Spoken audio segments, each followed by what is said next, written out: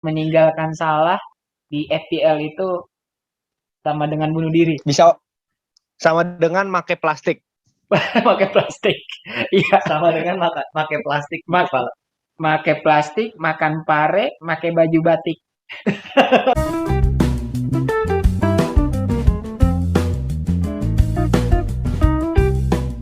Halo guys. Halo. Aduh, Udah lama banget anjir gua siapa kita? Indonesia. Bacotin FPL. Bacotin FPL. Halo, teman bacot. Gue kaku anjir. Bingung. Ini Bingung lagi. ini pertama kali kita nih di musim ini untuk tag ya. Jadi kemarin sempat vakum beberapa bulan ya. Kalau musim kemarin kita ada nih apa bisikan-bisikan setan tuh, bisikan galau, artinya ada sedikit gambaran lah dari sebelum satu minggu game week mulai kita ada bisikan bisikan galau lah. Siapa pemain yang bakal potensial, misalkan dari tim promosi atau gimana. Tapi memang karena ya kita baru bisa sempat di minggu kali ini, jadi ya kita baru bisa tag. Halo dulu dong sama teman kita satu lagi nih yang masih di Zimbabwe. Gimana baik kondisi di sana? Aman? Iya nih sekarang lagi musim macan. Aman. Kita di sini musim durian, dia musim macan. Mama cantik maksudnya. Mama cantik ya. Jadi, lu di mana sih, Bay? Ajak gua dong. Iya. Anjir udah kayak bapak-bapak kayaknya. Ya. Itu udah melambangkan bapak-bapak cuy. Kalau udah kayak begini. Iya, bapak-bapak mah fotonya begini. Aduh. Tapi gini cuy, apa? Ini adalah musim ketiga kita di Bacotin FPL. Udah terasa panjang juga ya, udah lama juga ya. Musim ketiga itu bukan waktu yang bukan waktu yang sebentar. Bukan hal yang mudah. Bukan hal yang mudah juga karena di balik 3 musim ini ya banyak konten kreator juga yang udah nggak kelihatan gitu kan. Tapi kita dengan dengan terpaksa. Anjir dengan terpaksa. Tapi dengan musim ini, dengan MU-nya bakal Tsunami Trophy, kita semangat lagi buat memberikan informasi menarik selama satu musim ini, bro. Aduh. Si Bayu mukanya, kenapa lo nggak terima lo? Kemarin gue gasak 4-0 nggak cukup apa? Gue seneng nih optimisme tinggi dari fans MU Tsunami Trophy. Tapi gini bro, di balik musim ketiga ini kita juga konsisten untuk ngadain liga. Oh iya.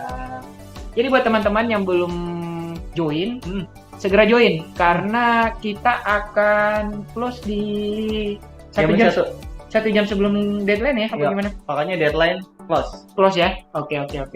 Anjir, jam 1 jangan lupa. Gua sampai jam ini dong. Kodenya RR6L. Aduh lupa gua. Ini ada di posternya nih. Ada di posternya. Anjir, udah bukan waktunya ngapal. Sampai pada nanya loh, woi. Min, kok kodenya belum dibagiin? Lu lihat poster apaan? Gua nggak tahu dan di poster ada ya. Itu banyak juga loh baca poster cerita, tapi nggak apa-apa sih, itu memang itu tradisi kita Indonesia. Sengaja itu kayaknya emang pengen ngobrol sama kita. Oh gitu ya. Oke lah, terus kita mau ngapain nih? Nah, mau ngasih tahu kalau ada liga aja kan? Itu doang. Terima kasih. Anjir gimmick banget si Bayu. Anjir untuk apa gue ini? Iya kata Bayu. Ngapain gue di sini? Mendingan gue melihara macan katanya. Tapi gini bro, mungkin di satu musim ini agak berbeda karena kita akan menampilkan base bacotin ya untuk episode selanjutnya. Tapi untuk di game week 1 ini bukan base bacotin yang akan kita tampilkan, tapi draft kita bertiga. Langsung aja toh, lu ada pesan Bay sebelum kita mulai? Sebelum mulai musim pesannya, ya musim ini ya kita perlu pelajarin juga rules-rulesnya. Bagaimana di Premier League itu ya, ada yang 5 subs ya, 5 subs bakal diterapkan walaupun cuman bisa 3 perhentian doang. Jadi nggak bisa 5 subs 5 perhentian gitu loh. Maksudnya tuh 3 kali ngestopin permainan cuman maksimalnya gitu. Jadi kemungkinan ada pemain yang masuk di bawah menit 60 bisa jadi di tengah-tengah waktu jam istirahat tuh bisa jadi. Gitu. Jadi kita harus tahu dulu rules-nya dulu gitu. Nah, yang serunya di musim ini nanti bakal kepotong sama Piala Dunia ya. Jadinya bakal ada free transfer lagi seperti di awal game week ini ketika nanti Piala Dunia mulai, yaitu game week 16 ke atas tuh. Tapi ini juga sih harapan gue di musim ini udah nggak ada Cokit lagi. Karena itu lumayan PR ya dari musim-musim sebelumnya. Covid nggak ada, adanya cicar monyet ntar. Jangan gitu. jangan. Itu jadi mungkin PR kita mungkin di pas jeda World Cup doang kali ya. Ya, iya. Siapa-siapa yang bakal apalagi jeda World Cup ini kan pas menjelang apa? Musim dingin kan? Ya. Menjelang break juga kan. Biasanya kan tim-tim udah kelihatan nih, tim-tim yang awal-awal kayak tiap musim itu kan pasti ada beberapa tim yang ngegas banget setengah musim awal. Nah ini yang jadi menariknya ada Piala Dunia di situ gitu. Dan rawan cedera tentunya. Iya sih. Oke. Kita langsung aja masuk ke draft kita untuk memulai musim ini. Yang pertama. Ini draft bacotin ya, bukan draft kita masing-masing ya berarti ya. Ya, draft bacotin. Nah, untuk draft bacotin kita memakai formasi 4-4-2. Jadul banget ini. Iya. Ancelotti banget. Iya, karena kita juga milihinnya karena biar balance aja. Ya, untuk jangka panjang ya kita coba pilihin enggaknya yang bagus jangka panjang. Jadi 4-4-2 balance gitu. Oke. Nah, di posisi kiper ada Ramsdale. Ini salah satu aset Arsenal juga yang gue ambil nih. Soalnya pengen gue pengen ngambil kiper yang sekarang kan kiper murah-murah kan ya. 5 tuh udah dapat Mendy, Ramsdale, De Gea ya. Nah, itu jadinya gue sih pengennya sebenarnya gue kepikiran banget untuk ambil De Gea. Tapi soalnya poin De Gea walaupun dengan MU yang lalu poin De Gea kan juga bagus kan, masih di atasnya Ramsdale gitu kan. Gue coba ambil aman dulu deh, gue ambil si Ramsdale. Asalnya gue juga pengen ngambil Mendy sebetulnya dengan harga yang sama kan, tapi gue pikir gue mending ngambil si James atau Chilwell. Dan gue masih nggak berani sama sekali untuk double dash Chelsea. Akhirnya makanya kenapa itu gue pilih si Ramsdale. Selain kita juga bisa lihat statistiknya di musim lalu itu stoppingnya rasionya juga tinggi, dan 5 dapat depth-nya tim besar, dan juga Arsenal yang on fire banget di pramusim gitu. Jadinya untuk kiper Ramsdale sih bijak banget sih. Dan sekarang untuk kiper cadangan juga kan 4,5 juga dapat starting kiper starting gitu. Jadi bisa tuh kita main rotasi kiper musim ini. Tapi lumayan juga sih, pemilikannya udah 12,3%. 12,3 lumayan banyak sih itu kalau lumayan itu banyak sih. Dan paling banyak Ederson ya. Mungkin Ederson ya. Sama kalau Ramsdale ini kemarin juga kan lumayan banyak melakukan set ya. 135 poin kalau nggak salah kalau. Iya, 135 poin. Segitulah. Gitu. Jadi ya itulah kenapa gue ngambil si Ramsdale-nya. Oke. Next, di posisi back kita memakai 4 back ya. Ada Perisic. Perisic hot asset. Gimana, Bay? Perisic, Bay. Nah, kalau gue Perisic, kenapa ngambil Perisic? Kemarin lawan Spurs uji coba di 2 pertandingan terakhir dia sempat main ya. Dan bahkan ketika mainnya itu gue ngeliat gile dia posisinya lebih depan daripada Son maupun Ken. Kelihatan banget sih kayak waktu di Inter gitu. Cuman kata si Conte bilang kalian belum melihat Ivan Perisic yang dia kenal gitu. Jadi belum 100%. Kayaknya itu juga jadi dari omongannya bau-baunya bakal menjadi starting gitu, plan utama kan. Karena pelapisnya nggak sebaik dia, cuman Ryan Sessegnon kan. Gitu. Jadi harusnya Perisic punya potensi bagus, apalagi jadwalnya kan di awal-awal cukup bagus tuh ya. Melawan Southampton, terus habis itu Chelsea, setelah itu baru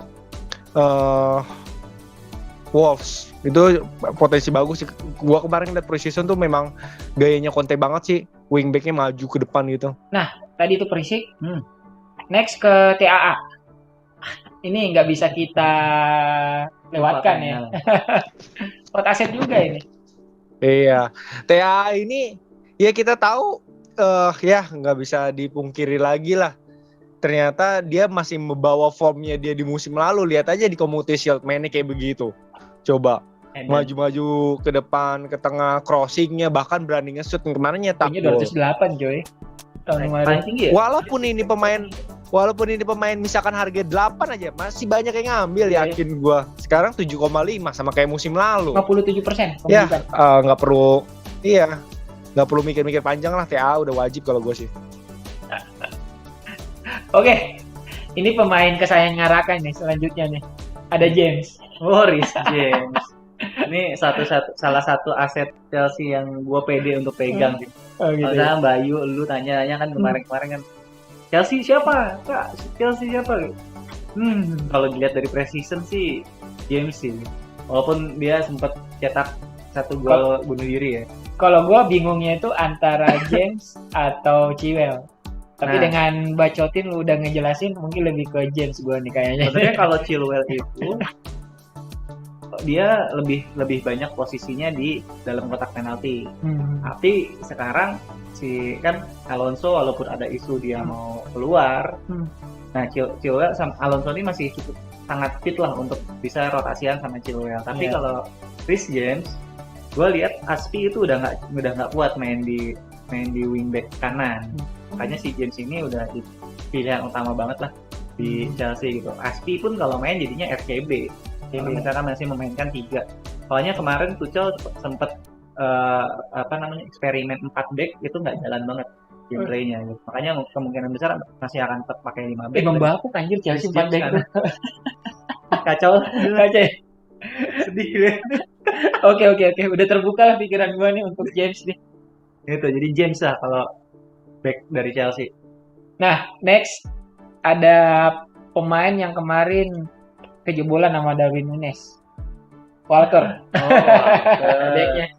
Backnya City. Gimana, Bay? Ya sebenarnya sih pilihannya sih Cancelo ya lebih baik. Cuman kita coba mikirin budget dan bikin tim yang balance. Nampaknya ketika lawan West Ham juga di game week awal, Walker bakal start. Karena gagalnya Cucurella gabung sama si City membuka potensi Walker buat main di kanan gitu. Walaupun kita tahu Johnston kadang-kadang dipasang di kanan juga kalau si Pep pengen ngeprank.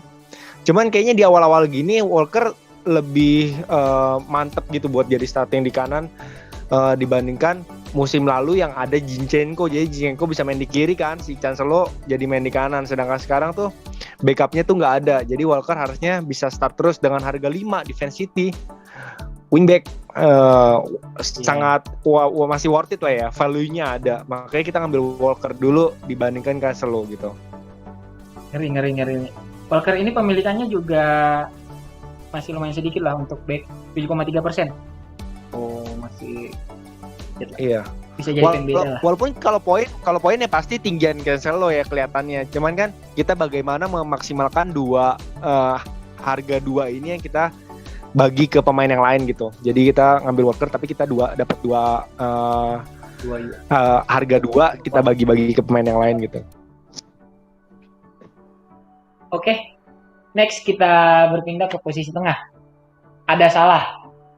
Wah, Ini gua udah pernah lihat dampaknya meninggalkan Salah di FPL itu sama dengan bunuh diri. Bisa sama dengan pakai plastik. Pakai plastik. Iya. sama dengan pakai plastik di kepala. Pakai plastik, makan pare, pakai baju batik.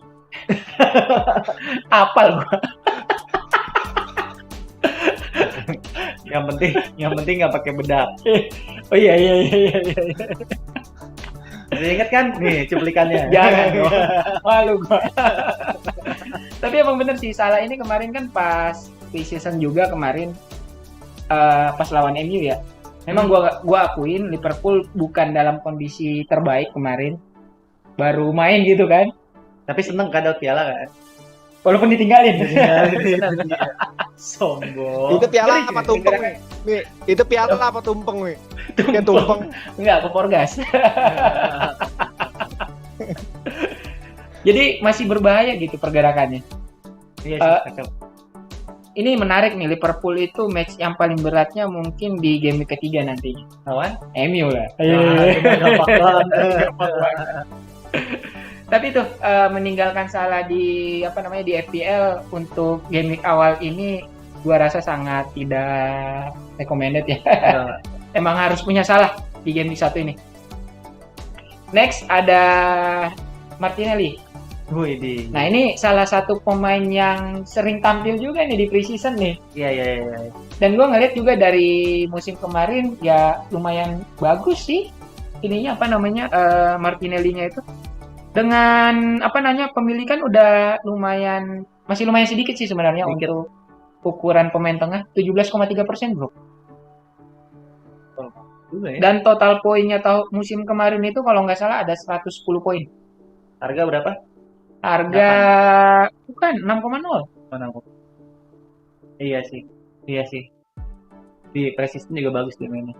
Gue sih kan antara Bagus. milih Saka atau Martinelli dengan budget yang gue harus maksimalkan, ya gue lebih milih Martinelli sih sebenarnya.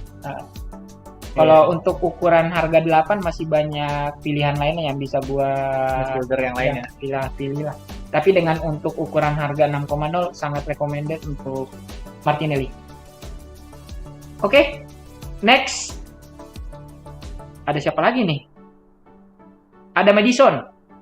Wah, Madison nih Nah, Madison nih ini kita ngambil pemain yang 8 sedikit ya. terlupakan guys.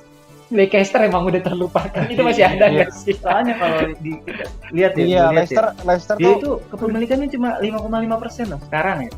5,5%. Padahal di musim lalu itu dia peringkat 5 tertinggi poin di midfielder ya. Cuma di bawah Salah, Son, Bowen sama kayak DB. Jadi kan sebenarnya Madison nih luar biasa loh. Harganya 8. Pemilikan cuma 5,5. Terus fixturnya juga mendukung sih kalau gue bilang ya. Dia tuh cuma lawan Arsenal di game week 2, nanti terus lawan Chelsea di game week 4. Sisanya tuh lawan Brentford, lawan Southampton. Jadi istilahnya ini nih si Madison ini masih bisa kita pegang untuk 10 game week awal. At least 8 game week awal lah. Tapi tergantung Leicester-nya juga nih. Nah, itu sih sebenarnya sih. Tapi biasanya memang Leicester kan di awal musim bagus. On fire di awal musim. iya. Tapi kalau bicara Madison, pasti Bacoters akan counter ke Mon. Harganya Iya, kan sama kalau nggak salah. Sama. Harganya Cuman- sama. Gimana lu? Mon ini masih banyak pesaingnya sih. Gue gitu ya? di pos yang sama. Mon ini banyak pemainnya, apalagi sekarang udah Chelsea kemasukan, jadi bahas Chelsea kan udah kemasukan si Sterling. Mon kalau gue lihat posisinya nggak lebih advance dari yang musim lalu gitu. Musim lalu dia kan lebih jadi kayak penyerang lubang ya, Iya. nyari dari second line-nya. Kalau di kemarin di preseason itu dia posisinya nggak ke situ, dia posisinya lebih ngelebar lagi. Gua rasa udah cukup jelas lah. Oke, next. Ada terakhir nih, Son. Gila. Gimana, Bay?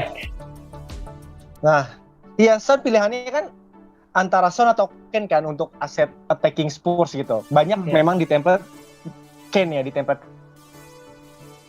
poin kita lihat kepemilikan Son ternyata banyak. Ya, tapi gue rasa walaupun lebih banyak kepemilikan Son itu orang yang ngambil berdasarkan poin musim lalu. Gue mikirnya kayak gitu karena gue melihat berbagai template kebanyakan Kane. Kenapa Kane? Karena lebih strukturnya lebih balance ya. Cuman gue ngelihat potensinya Son ini. Son lihat deh dari musim lalu terus pas terakhir ketika udah mulai Conte masuk dan preseason deh. Dia itu bener-bener menuju di tengah bener-bener lebih direct gitu dibandingkan Harry Kane. Mungkin strateginya Conte kali ya, karena kan Kane bakal narik banyak back gitu, jadi lebih ke free roll. Jadi Kane sebagai walaupun bentuknya striker murni, dia bisa passing bahkan bagus daripada Son gitu. Malah Son yang banyak-banyak buat tap in nanti. Dan mungkin agak-agak ini ya, gue mikir bakal Son yang lebih banyak golnya dibandingkan Harry Kane. Harry Kane oke di preseason golnya banyak, itu karena lawan tim-tim kecil yang belum mengerti cara mainnya Spurs gitu. Jadinya Kane-nya dibiarin aja, Kane dikasih ruang buat nge-shoot aja udah langsung di-shoot sama dia. Iya. Dan gol lagi. Enggak, makanya kalau di Liga Inggris kayaknya Son yang bakal lebih banyak punya ruang dibandingkan Harry Kane yang bakal dijaga banyak orang gitu, karena playmakernya Spurs itu ya Harry Kane. Iya, iya. Siapa? Semenjak Eriksen nggak ada, semenjak siapa sih playmakernya Spurs, coba gue tanya. Modric. Pasti tengahnya yang itu dah, yang pekerja keras tengahnya. Terus playmakernya itu ya itu dua itu, Son sama Kane, tapi lebih banyak ke Kane karena dikasih free roll.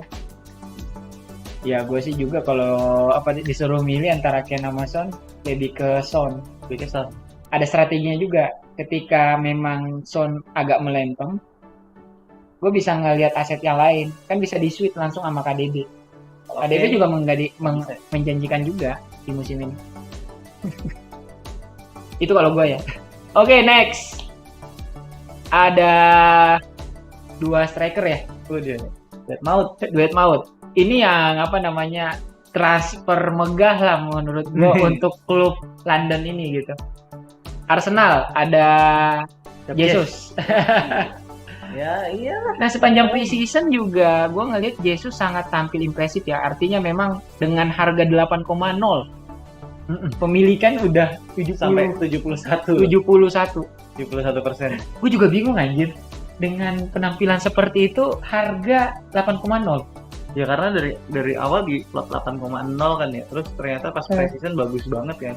Tapi mahalan pas di City kayaknya harganya ya. Iya. Iya, Dari awal under value. Dan Enggak, di City lebih mahal. Di City lebih mahal. Nah, Iya, makanya di terus City dia juga 8,5. di Jesus kan- Kemarin sempat 9 terus 8,5. Iya kemarin pas 9 kan.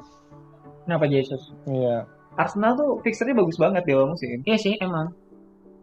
Makanya pasti banyak sih yang ngambil si Jesus ya, sampai 71%. Iya. Malah gue ngelihat pre-season yang paling bagus kalau gue mau evaluasi. Arsenal itu paling positif anjir ini hasilnya. Loh, Yang Kalau- paling positif tuh MU lah, dapat piala loh. Pas lagi season benerannya nggak dapat, pas pre-season dapat. Kan itu paling bagus. Belum mulai game 1 udah piswar loh. Memang itu. Piswar. fungsinya. Udah piswar. Walaupun pialanya dari casing komputer ya. Oke. Tapi Gap Jazz untuk game week 1 ini menarik sih menurut gua karena memang selain kita udah tahu kualitasnya di City kemarin, jaminan untuk tim inti juga ada setiap game weeknya pasti. gitu. Pilihannya cuma Gap Jazz di depan gitu. Oke, next.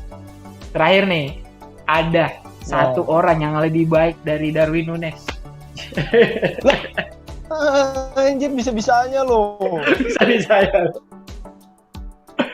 Orang pasti mikirnya Haaland, bukan. Martial. Aduh. Pemain ini Legendnya sempat Sevilla. menghilang ya kemarin Legend ya di Sevilla. Premier League Iya, ya. legend Katanya Sevilla. nggak ada saingan, bosen gitu kan, jadi pindah ke liga lain. Aslinya dipinjemin. Terus balik sekarang udah jago gitu. Udah jago lah, buktinya ngegolin mulu. Buktinya nggak piala ya. Tahu-tahu cedera kemarin. Tapi cederanya gue belum tahu ya berat apa ringan. Cuman memang untuk Martial di game week 1 ini menarik sih kita nantikan ininya penampilannya karena untuk FPL sendiri dengan harga 7,0 ya. Ya. Seharga Antonio kayaknya lebih mahal Antonio ya. Antonio 7,5. Cuman gue ngeliat memang Martial. Antonio 7,5 apa? Iya. Kenapa bro? Iya, Antonio kayaknya 7,5 deh. Antonio 7,5. Iya Antonio sih. Iya. Nah alasan gue memilih Martial kenapa? Karena memang ngelihat dari pre-season kemarin ya. Walaupun adanya Ronaldo. Nah, Walaupun dengan adanya Ronaldo. Di game week 1 ini di game week 1 ini Ten Hag tetap memilih Martial mungkin ya di depan. Karena Martial secara secara skema tim dia udah masuk. Sedangkan Ronaldo kan baru main kemarin tuh. Ya. Itu pun pulang duluan. iya. Itu dari stadion pulang duluan. Gue takutnya nih Ronaldo jadi racun lagi. Tapi dengan adanya Martial di game week 1 ini gue yakin Ten Hag bakal nurunin Martial dan menarik kita nantikan. Ya, oke. Oke, Boleh. gimana Bay? Oke, udah. Ya itu draft gabungan dari kita ya, draft gabungan bacotin FPL gitu. Tapi misalkan kita draft kita masing-masing bertiga, kita belum berani ngeluarin. Kenapa? Karena takutnya mengganggu mental kita juga gitu. Takutnya kita bias dengan template draft yang kita kasih sekarang gitu. Kita nggak berani otak-atik segala macam. Cuman kita bakal share juga draft kita ya nanti ya. Tetap di-share. Menjelang deadline nanti bakal kita share di Twitter dan di Space kita bakal juga ngobrolin masalah draft kita bertiga gitu. Di Space ya. Tetap ada Space ya. Oh iya. Ya, rencananya ada Space juga. Kita nanti bakal share juga draft terakhir draft kita bertiga ya, bukan draft bacotin. Kalau ini kan draft bacotin gitu. Tapi cuman ini tim yang kuat menurut gue sih yang kita bikin di sini. Cukup balance. Udah balance ini. Udah orang pemikiran kita bertiga kerja kelompok. Oke. Untuk episode kali ini mungkin cukup sampai di sini. Semoga apa yang kita gambarkan di episode kali ini bisa menjadi masukan buat kalian dalam menyusun tim fantasi kalian. Tim fantasi.